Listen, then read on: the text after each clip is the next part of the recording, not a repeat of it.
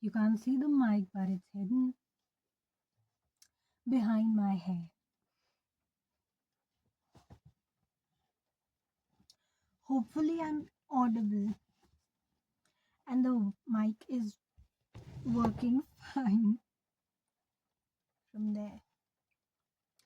Otherwise, you will be at a loss because I won't record this video again. This video is a channeled message because I have not scripted it. एक thought आया था which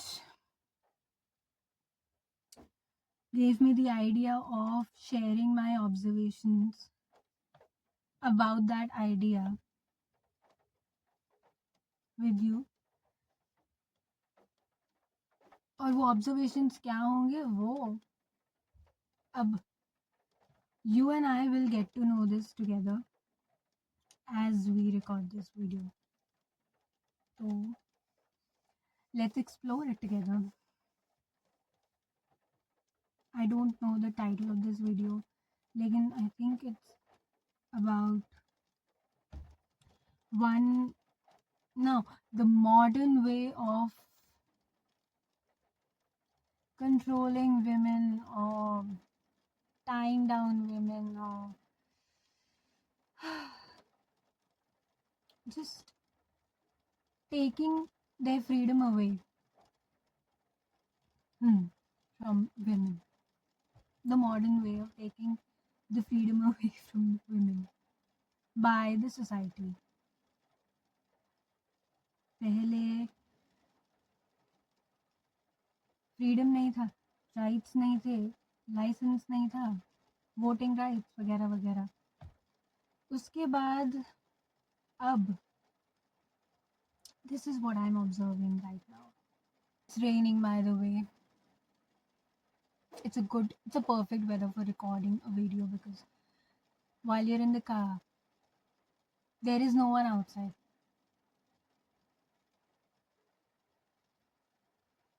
So there is no disturbance. Back to the topic. एक story share करूँगी सबसे पहले और उसके basis पे फिर हम ऑब्जर्वेशंस पे डायरेक्टली जाएंगे and then you can make a decision कि whether the title of this video makes sense, what I am talking about, what I'm sharing makes sense or not.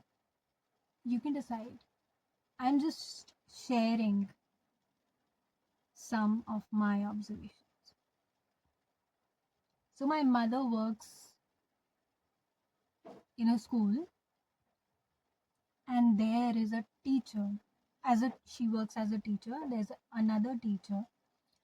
वो उनकी एक स्टोरी है, वो बड़ी यूनिक है, छोटी सी स्टोरी है, नॉट अ स्टोरी, लेकिन the reason why she joined that school, वो बताती हैं कि she says to the people at school, whoever is going to hire her, कि आप मुझे बस रख लीजिए क्योंकि मुझे काम करना है. क्यों? क्योंकि लोग कहते हैं, now I am not sure कि वो लोग कौन है, लेकिन possibly it's her own family. It's her own family who says कि आप कुछ नहीं करते घर में, बस बैठे रहते हैं. इसलिए वो कहती हैं कि मुझे काम करना है. आप मुझसे कुछ भी करवा लीजिए, आप मुझे जो बोलेंगी मैं करूँगी, पर मुझे बस करना है. This is her story. And this is why she is working.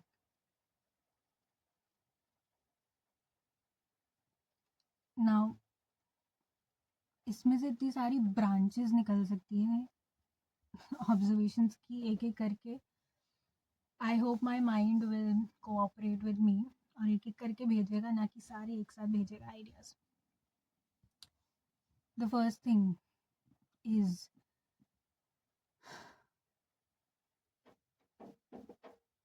वो लेडी इसलिए काम करना चाहती है क्योंकि उसको लगता है कि उसके घर में उसकी वैल्यू नहीं है क्योंकि वो काम नहीं करती।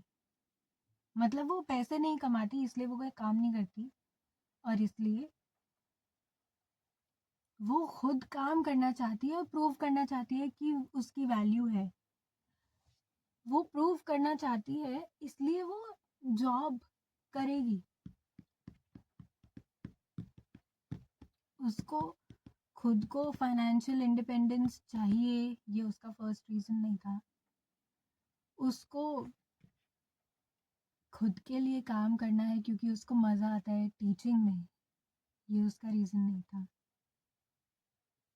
उसका रीज़न है कि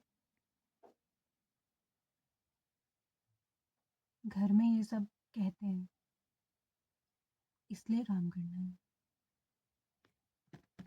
तो कोई लेडी, कोई फीमेल काम करने जाती है, खुद का पैसा खुद कमाती है, तो उसको वैसे देखा जाए तो ये है मॉडर्न और इंडिपेंडेंट सोच।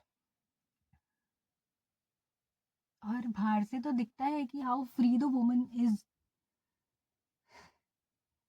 लेकिन क्या वो सच में फ्री है? In terms of finances yes she will be forced to, लेकिन emotionally I don't think so. And which is why I use the term tied down, क्योंकि यहाँ पर भी तो आपने फिर से किसी और की वजह से खुद को एक स्टोरी अपने मन में डिसाइड कर ली कि आपकी वैल्यू किस चीज़ से डिसाइड होती है, और आप उसको प्रूव करने में लग गए।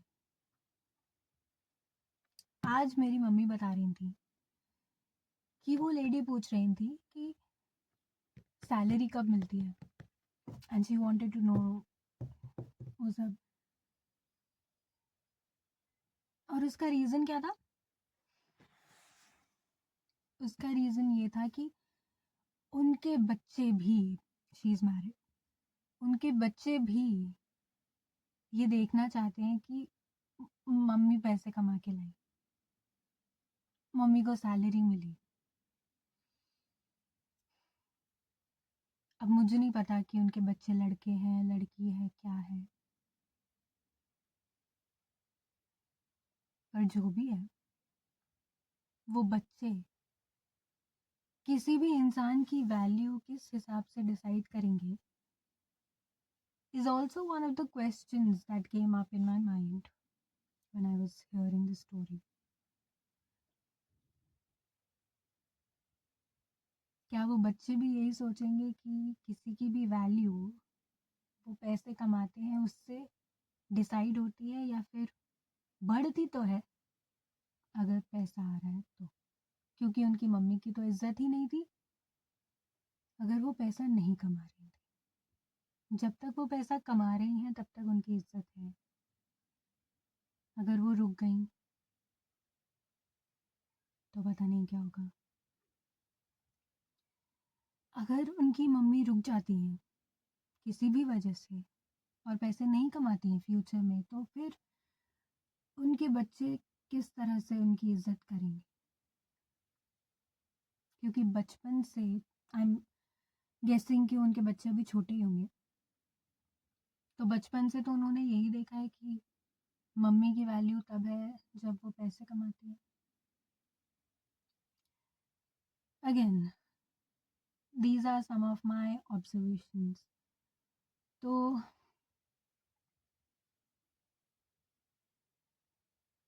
आई नीड टू से इट, इसलिए I am saying it. You can decide for yourself. Whatever is true for you can be true for you. Whatever is right for you can be right for you. पर मैं सिर्फ एक perspective share कर रही हूँ because I have to.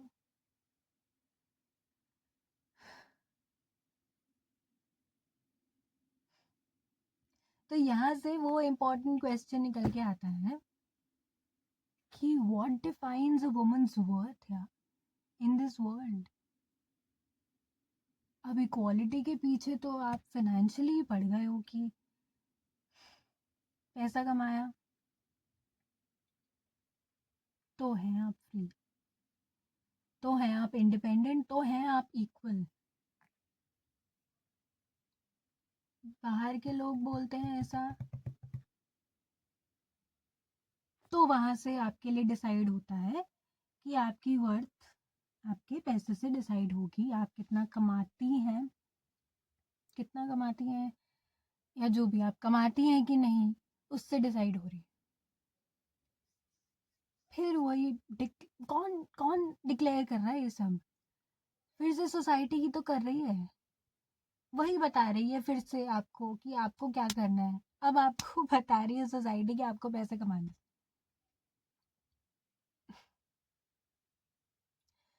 तो अब इस मॉडर्न सोसाइटी में एक वुमेन की वर्थ उसकी फाइनेंशियल इंडिपेंडेंस से डिसाइड हो रही है। आई नो हर जगह तो नहीं है ऐसा, पर जहाँ है वहाँ की बात कर रही हूँ।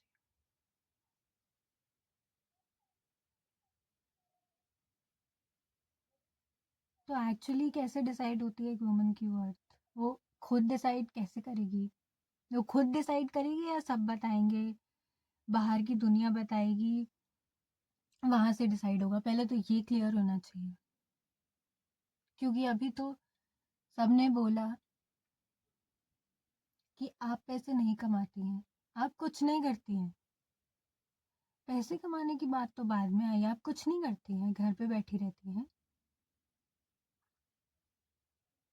घर पे बैठती हैं इसका मतलब कुछ नहीं करती हैं, और इसलिए आपकी इज्जत नहीं है। तो इसलिए आपको प्रूव करना है, इसलिए आपने वो रास्ता चुना। लेकिन क्या आपको उससे खुद सेटिस्फैक्शन मिल जाएगा? क्या उस लेडी को उससे सेटिस्फैक्शन मिल जाएगा? मुझे ऐसा लगता है कि वो टेम्पररी सेटिस्फैक्शन है। फिर से इट्स नॉट परमानेंट। और हो सकता है कि लगे कि परमानेंट है, लेकिन इट्स नॉट। व्हाई?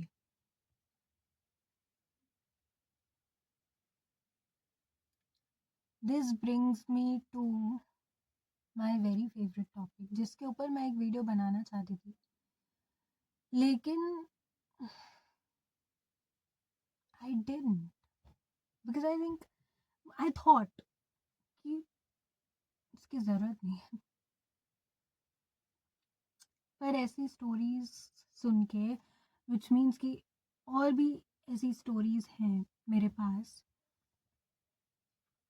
जो लगता है कि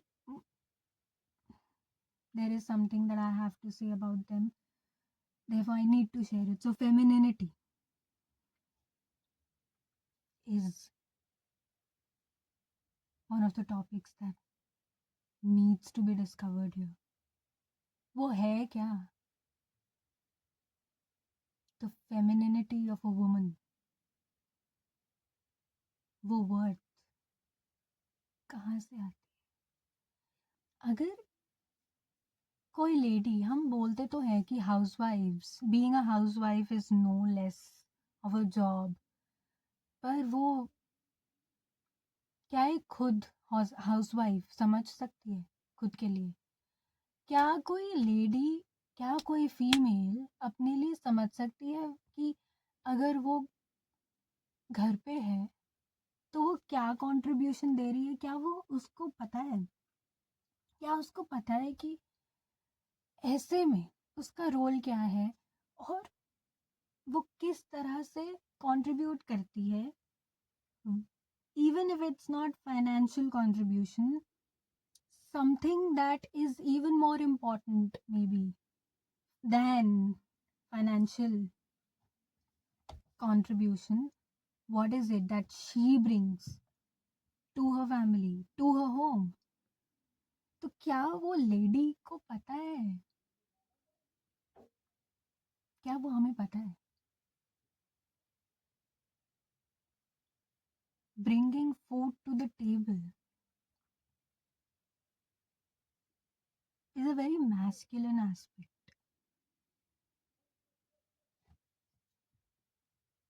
Living your life, fulfilling your purpose, and earning financially because of it is a good balance of masculine and feminine energy. But solely focusing on bringing food to the table, solely focusing on the financial aspect of it, especially the reason being that you want to look that you contribute to your family and therefore you want to earn, is a very masculine way of living life, isn't it? I hope I'm putting this correctly.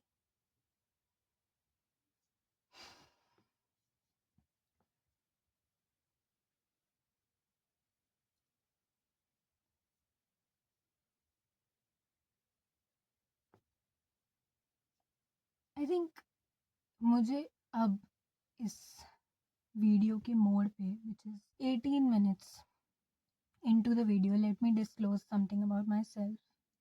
Should I? Yes. I did not choose to go to work after completing my post graduation, which was right after I completed my graduation. I did my post graduation, and then I did not choose to get a job.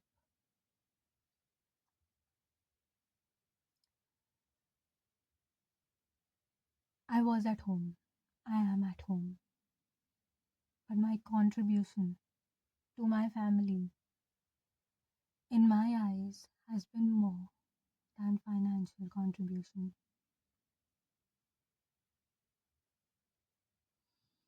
और ये बात शायद मेरे अलावा किसी को समझ में ना आए, लेकिन me and my God know that this was my path which has brought me here, which doesn't mean that I'm not going to be making tons of money now. It just means that उस time पे financial independence से ज़्यादा कुछ और चाहिए था मेरे घर को.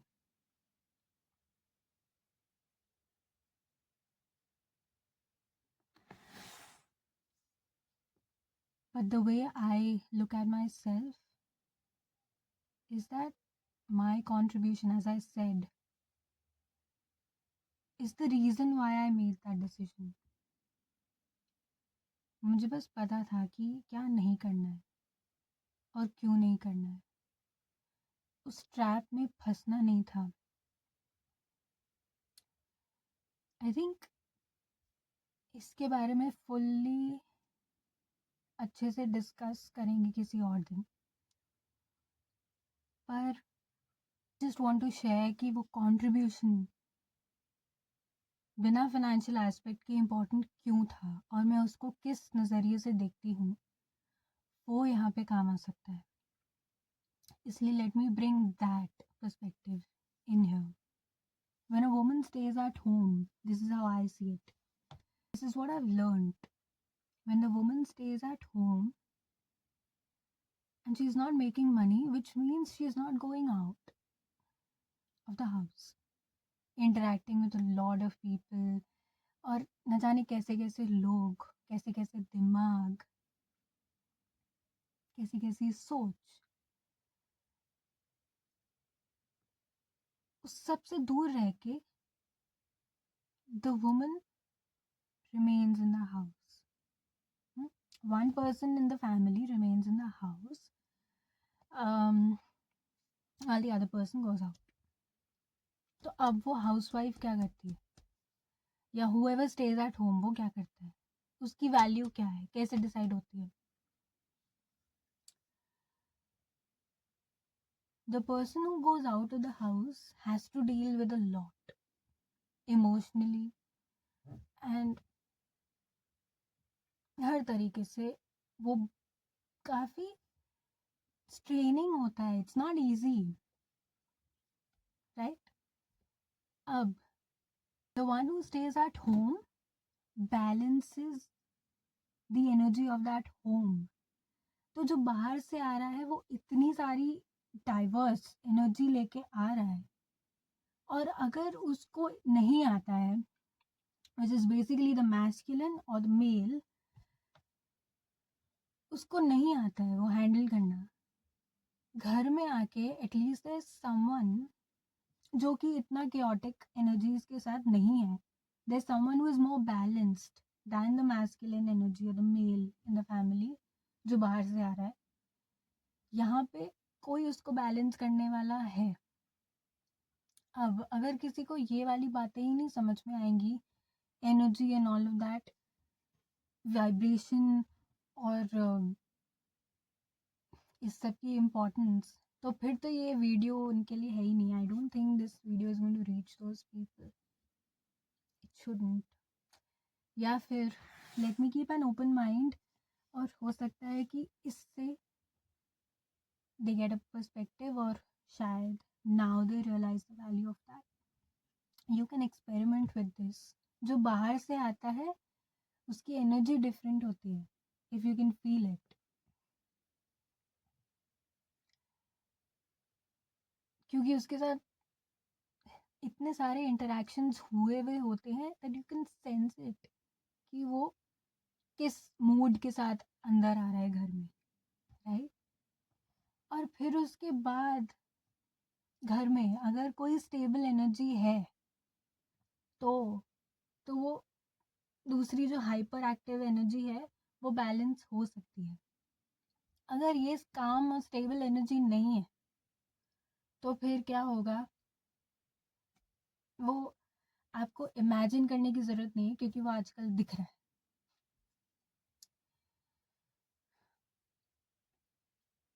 सो इसका मतलब ये नहीं है कि किसी ना किसी को घर पे रहने की सख्त ज़रूरत है। इसका मतलब ये है कि वो एनर्जी बैलेंस वाला होना चाहिए। इसका मतलब ये नहीं है कि बाहर मत जाओ, इसका मतलब ये है कि बाहर जा रहे हो तो ये समझो कि वो बैलेंस होना ज़रूरी है, नहीं तो सब बिगड़ जाएगा। अब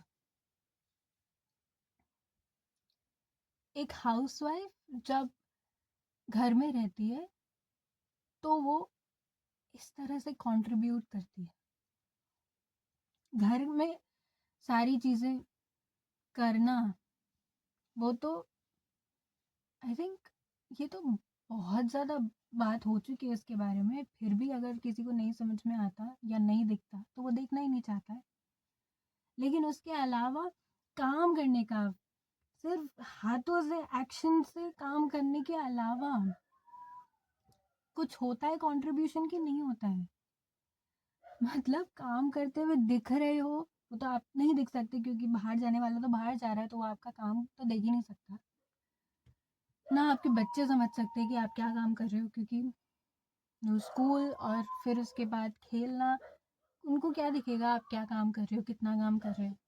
लेकिन आपको खुद को सिर्फ अपनी वैल्यू उस काम से दिखती है, या वो भी नहीं दिखती, और उसके बाद आपका अंदर का वाइब्रेशन का कंट्रीब्यूशन अपने होम का वाइब्रेशन और उसको बैलेंस रखना, उसका कंट्रीब्यूशन, वो तो कहीं किसी के नज़रिए में ही नहीं है अभी तक। ये तो लाइमलाइट में ही नहीं आया है डिस्कशन कि ऐसा भी होता है।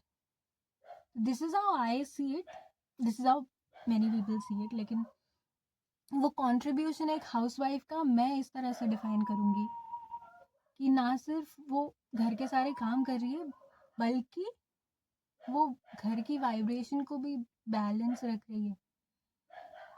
बाहर से इतना केओस आ रहा है घर में, इवन बच्चे भी बाहर जाते हैं और फिर उनका भी केओटिक माइंड हो सकता है कभी ना कभी। कुछ ऐसे दिन होते हैं जब बच्चे भी ऐसे होते हैं कि कुछ हुआ स्कूल में और फिर वो उस दिमाग के साथ, उस एनर्जी के साथ आए और वो चिड़चिड़े हुए हैं और व्हाटएवर। अब इस सिचुएशन में अगर घर में कोई नहीं है उसको समझने वाला और घर में भी वहाँ से भी केओटिक वाइब्रेशंस आने लग जाएं और वहाँ से भी एक मेसी सा रिस्पॉन्स मिले, तो फिर क्या होगा उस घर का, क्या होगा उस घर के लोगों का।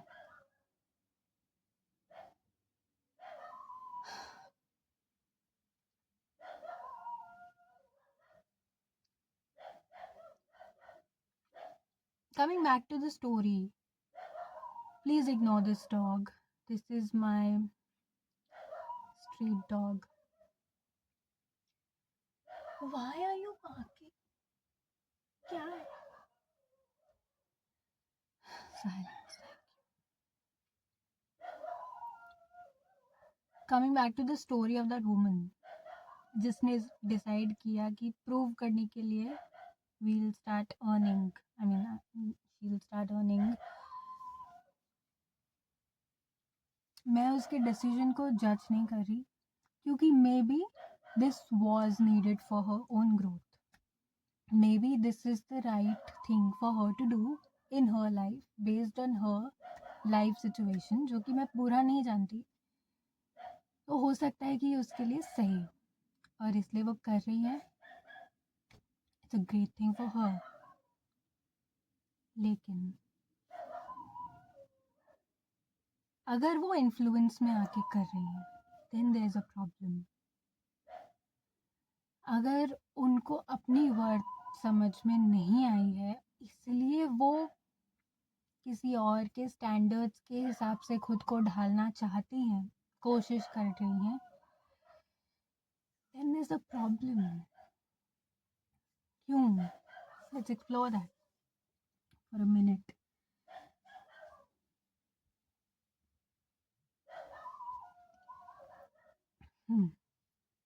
उनको लग रहा है कि वो घर पैसे कमा के जाएंगी तो उनकी घर में वैल्यू बढ़ेगी. इस बात की कोई गारंटी नहीं है कि उनकी वैल्यू बढ़ेगी, because if the other person has that pattern of not respecting the woman या फिर not seeing her contribution no matter how much he does, तो वो नहीं दिखेगा. और अगर वो दिखा, and if money is important for the guy or the family, तो भी finances might become more important than her. Possible, no? So what if she does not receive that respect that she is looking for even after she starts making money? What if? That's the problem. What if इतना सब कुछ करने के बाद भी वो recognition घर से नहीं मिला, जहाँ से वो चाहती हैं, स्पेशली वहाँ से नहीं मिला, तो क्या? तो उनकी वर्थ कैसे डिसाइड होगी? अब वो क्या करेंगी? Second point, if she is not emotionally strong enough, अगर वो खुद को इमोशनली मैनेज नहीं कर पा रही, और she also brings that chaotic energy, chaotic vibration, messed up vibration into the home along with along with a partner, तो उस घर की वाइब्रेशन क्या होगी? What if things get stressful at her work and she's not able to manage it emotionally, तो घर का vibration क्या रहेगा, क्या माहौल हो सकता है घर का. In no way am I trying to say कि she should be afraid of anything. No. She can be absolutely fearless about it. लेकिन the only thing is हम अपने वर्थ को किसी और के स्टैंडर्ड्स के हिसाब से नहीं रख सकते.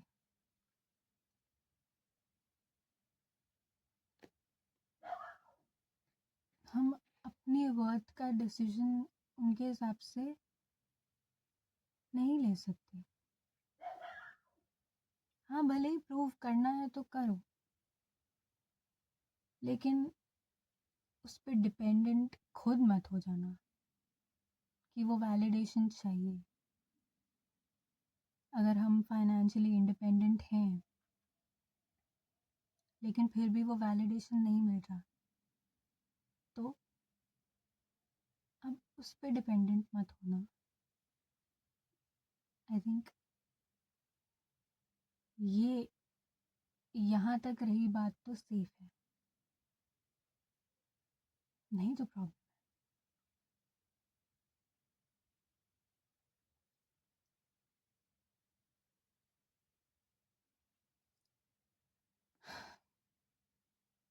So the modern way of controlling women is that actually ये कोई और नहीं कर रहा है, ये आप खुद के साथ ना करें, ना कर बैठें. कोई भी फीमेल अपने साथ ये ना करे कि वो अपनी वर्थ ही सिर्फ पैसे से एसोसिएट करे. This is a trap again. It's a big trap.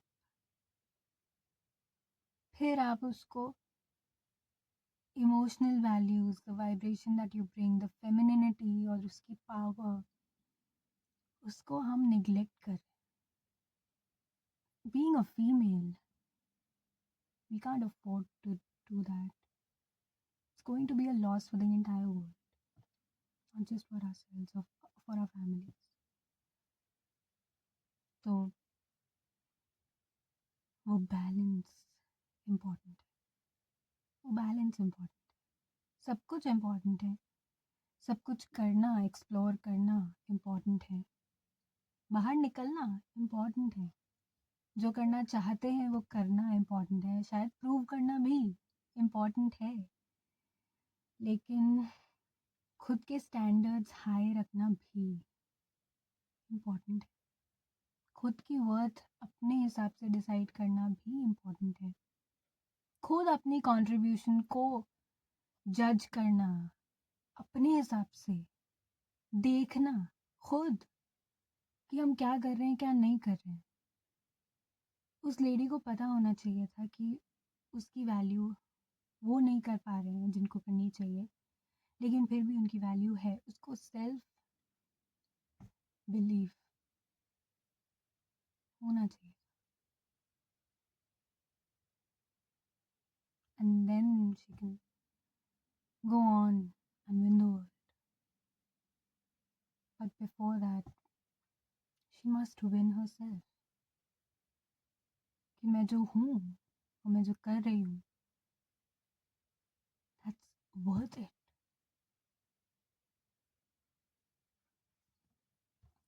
खुद को वैलिडेट करना.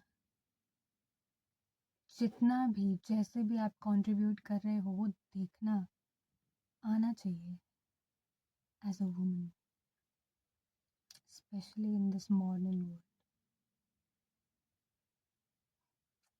Specially in this equality era.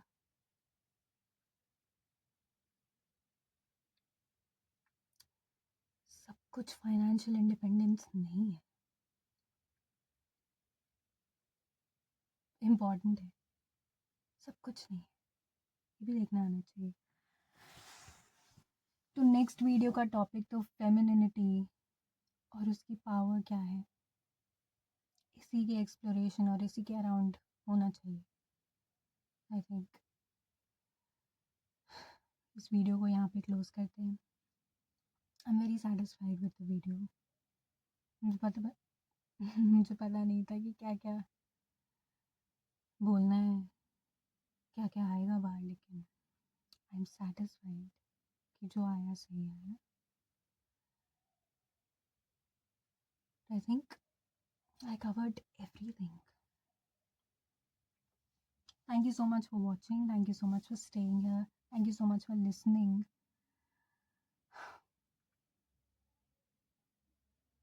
Jai Shri Ram.